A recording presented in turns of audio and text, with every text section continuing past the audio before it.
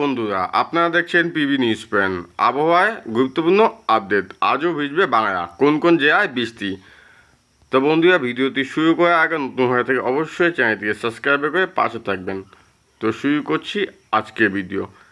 তীব্র দিনের অস্থির বার্তা নিয়ে আজও ভিজবে বাংলা। শনিবার সকাল থেকে আকাশ মেঘা থাকায় বাষ্প গরম ও আর্দ্রতাজনিত স্বস্তিতে নাজেহাল দক্ষিণবঙ্গবাসী।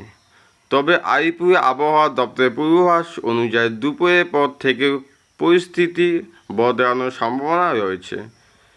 বিকেলের দিক কলকাতা সহ দক্ষিণবঙ্গে একাধিক জেলায় ঝড় বৃষ্টির পূর্বাভাস দেওয়া হয়েছে, যা কিছুটা হয়ে স্বস্তি দেবে জনজীবনকে।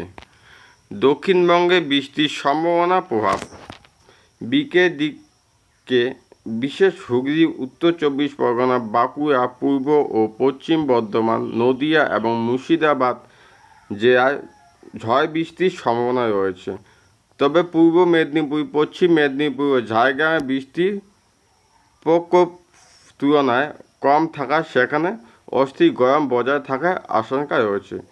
বৃষ্টির দেখা মিলিয়েও তাপমাত্রা বড় ধরনের কোনো হেরফের হওয়ার সম্ভাবনা নেই বলে জানিয়েছেন হাওয়া অফিস। মৌসুমি বায়ু ইতিমধ্যে দেশের বিভিন্ন প্রান্তে সক্রিয় হয়ে বাংলায় বর্ষা প্রবেশের সঠিক দিনক্ষণ এখনও চূড়ান্ত হয়নি। উত্তরবঙ্গের আবহাওয়া ও তাপমাত্রা। দক্ষিণবঙ্গের তুলনায় উত্তরবঙ্গের আবহাওয়া বর্তমানে অনেকটা মনোরম। আবহাওয়া দপ্তরের তথ্য অনুযায়ী দার্জিলিং, জলপাইগুড়ি ও আলিপুরদুয়ারে ভারী বৃষ্টির সম্ভাবনা রয়েছে, যেখানে আগামী কয়েক ঘন্টায় 7 থেকে 11 সেন্টিমিটার পর্যন্ত বৃষ্টিপাত হতে পারে।